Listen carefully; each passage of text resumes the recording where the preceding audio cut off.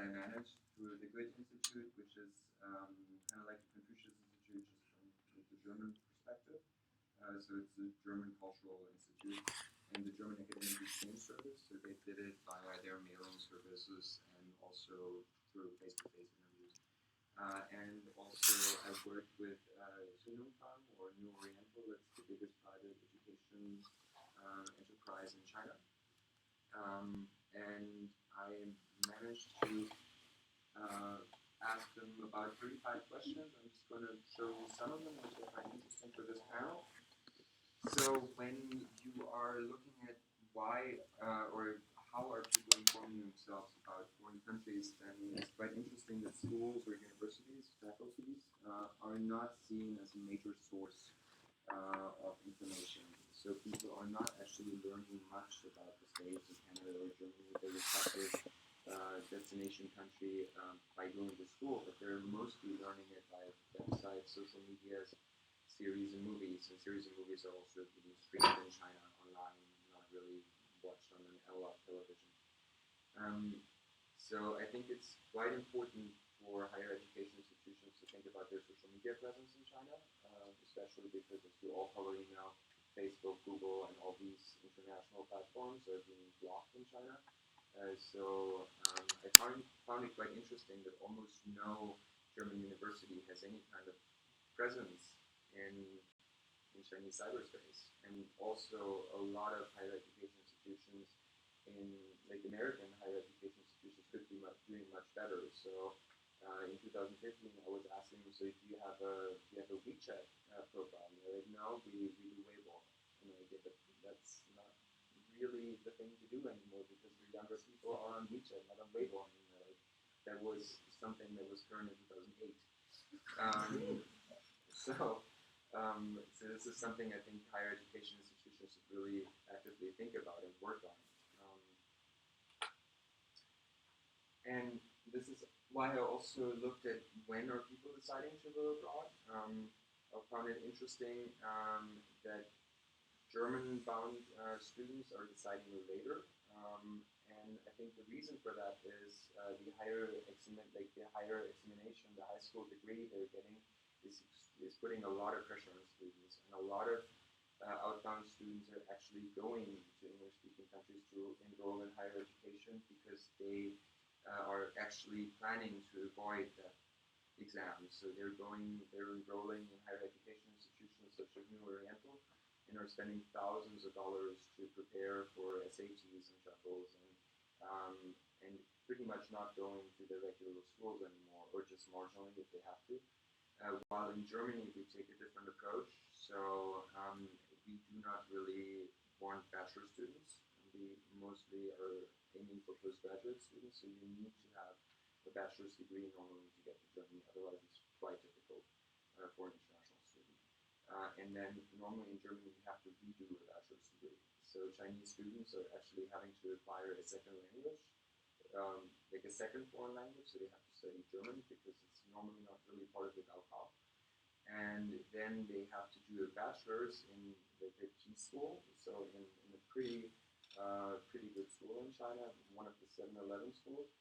And then they have to, because German higher education system is quite inflexible, then they often have to redo their degree in order to move on with a master's. And when it comes to soft power, I think that was also reflected in my respondents' answers. So it seems like Germany is quite popular among Chinese students for technology, because when you're in China, you hear, oh yeah, like 100 years ago, this German guy built this bridge and it's still standing, or there's like this sewage system and it never had an issue, which I find quite questionable if you look at our airports and Volkswagen and so on, but it's still holding up the soft power, while the US is much more popular when it comes to business among my respondents. And coming back to that whole narrative of like Chinese students being career-driven machines who are just going to do whatever it takes to get ahead, if you look at their motivations, so they have three possible choices. I found it really telling that culture and language, like why are you going abroad? A lot of people, 47% heading to Germany and 38% heading to English-speaking countries, mentioned culture as one of their three main motivations, which is something that is not really reflected in news reports because you don't normally hear about Chinese as being extremely career-driven, but actually it does seem like people from the upper middle classes are actually longing for an international experience rather than just going somewhere to a prestigious university and getting a degree which is valuable. But the different approach towards acquiring foreign students is also reflected among my respondents. So the relatively low costs are a main motivations for people heading to Germany. Well, this is not really the case in the States. And they do also, after coming back, expect higher salaries, and I think this might be another issue in the years to come because I've been talking to a lot of like human resource professionals and headhunters in China, and they say that actually returnees are doing increasingly bad. First of all, because English is not being seen as a major asset anymore. So people expect, like let's say, 10 years ago, 15 years ago, an expat in China was well-paid, um, sought-after professional. And nowadays, if you want to do business in China, you should be able to speak Chinese. So the tide is turning. Like, it's a different relationship now. Also, what I heard in qualitative interviews is that what is like returnees are lacking is actually the networks and the soft skills. So they're saying, okay, you're going abroad, and what you learn there is like critical thinking and teamwork and how to be annoying by asking questions. But actually, that's not what we want. Like we want someone who fits into our enterprise culture, and this is not something that returnees are bringing back to China. So what are we going to do with someone who speaks English if we don't need someone who speaks English well? And then we have someone who has higher salary expectations that actually doesn't really know how the Chinese market is structured. They don't have networks, they don't have contacts, they don't have their alumni or their classmates in China. So this is something that is becoming increasingly acute for returnees. And also if you look at employment statistics, and returnees are taking longer and longer to find jobs, also because they do expect much more than people who graduate from Chinese universities. And I think many of the people, even before they go studying or before they go abroad, they do expect to work in foreign enterprises, but actually most of them end up, as New Oriental study shows, in domestic enterprises. So this is also something people should think about, like foreign enterprises, how to approach Chinese students in America before they go back, if they want to have them either as an asset for the American labor market or back on the Chinese labor market. And how am I doing with time? We're good. Yeah? Just let me know.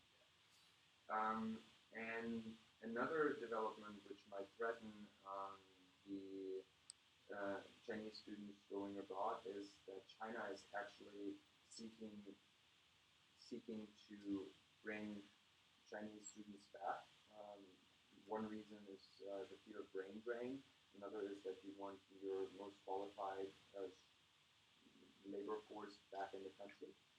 And a lot of people do return, even though the survey respondents, most of them want to stay before they go. So before they go and you ask them, so would you plan to stay permanently in the country you're heading to? 49% in Germany say or German-headed people say that they want to, and 44% current English-speaking countries say that is their goal, but actually a lot of them are returning. And I think there are two reasons, and it's kind of interesting, the gender perspective. I also had another, so I had male, female, and other, but those were just two, so I didn't mention them here. So 53% of women want to take care of their parents, and I think this is something you have to take into account because parents can't really move abroad with their children, and social security system and the retirement system in China is still being built up. I mean, filial piety is requiring Chinese children to actually take care of their aging children, and they can't therefore stay abroad if they are expected to look after their parents when they're old, because there are like almost no elderly homes or nursing homes in China. And the men are missing the Chinese lifestyle. So in political interviews, people are saying, okay, I could see myself living in the US, for example, or in Germany. The weather is nice, infrastructure is okay. There are a lot of benefits, but I just miss my food. And as I said, China is actively working to turn the tables. So they're recruiting a lot of people from abroad. They're investing heavily in it. There's also 6% growth in international students, but when you look at it so far, I mean, it's being advertised. China is becoming more attractive. Chinese degrees are getting better and sought after. But probably, as most of you did as well, people go to China, but still not many people are getting degrees. So you go for like half a year, you go for a year, but you don't really want to go to Beijing University and get a degree there. You'd rather go to, let's say, a European or North American university because you feel like it's a better match for your labor market. What was the last slide? But it doesn't matter. And I think some more risks, which we might be able to talk about later in the panel, about the outbound students, is that Chinese society is aging quickly. So just in pure numbers, they're going to be fewer. Chinese universities are catching up internationally. The Chinese government is actively trying to keep Chinese students in China by like having those corporation programs to actually educate their labor force within China. Foreign websites are increasingly slow, even if they're not blocked. Like I hear from research institutions in China, they say, you know, you go into a university website and it takes half an hour to load. And this is also one thing that might be recommendable for a lot of higher education institutions, to not have a Chinese version of their website on the US American server, but actually taking that website to a Chinese server, because that will be able, they can load it. Otherwise, it's just going to be very hard to access, and this will keep people from informing themselves about their respective institution. Also, Xi Jinping is increasingly urging Chinese students abroad to fulfill their patriotic duty. So there has been an ideological push in China